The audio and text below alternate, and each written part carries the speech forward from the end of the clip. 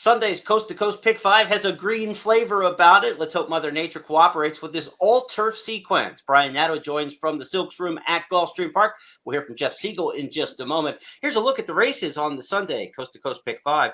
We'll start at Gulfstream Park, race number 8.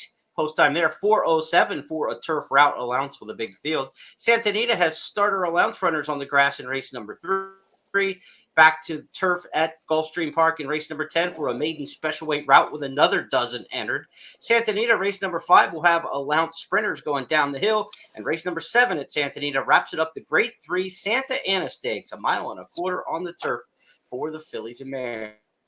We're joined by Brian Nadeau now to talk about a pair of Gulfstream races. Let's go to race number 8. Who do you like?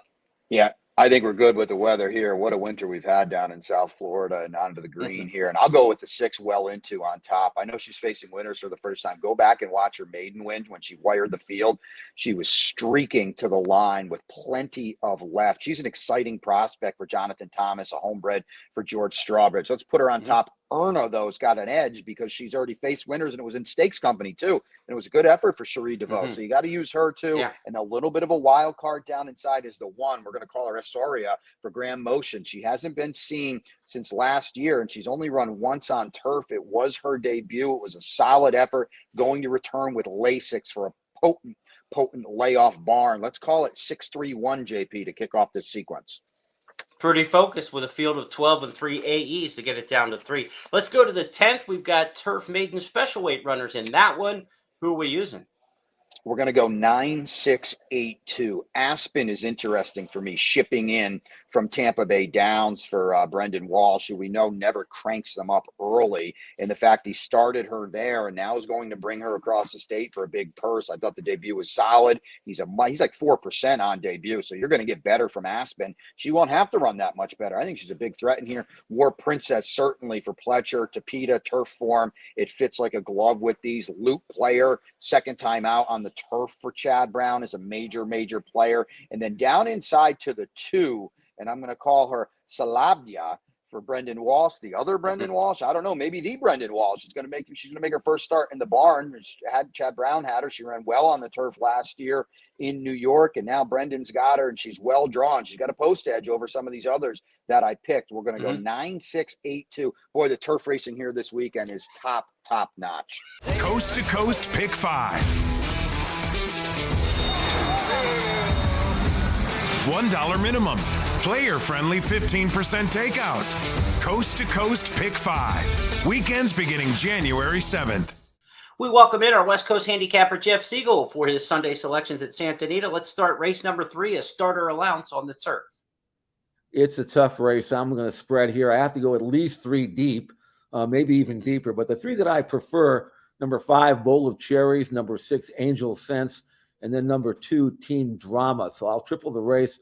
Bowl of Cherries is back on grass. I think this is her best surface. I look for her to sit in the middle and make a run.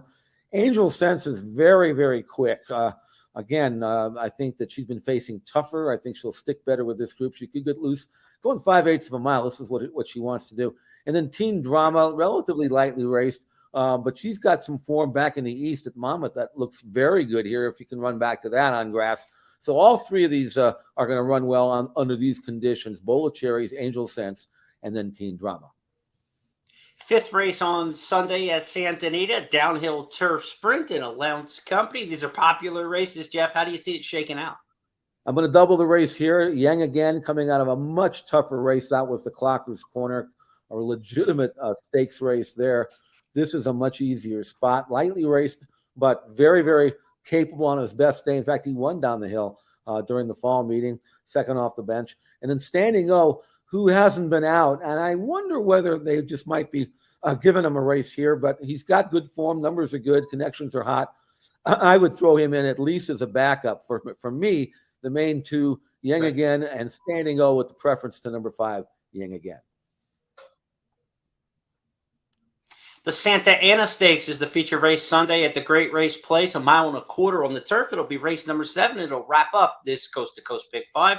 Who's in the winner's circle when it's all over? Well, I'm hopeful it's number 3, Australia Mia. That's my single here.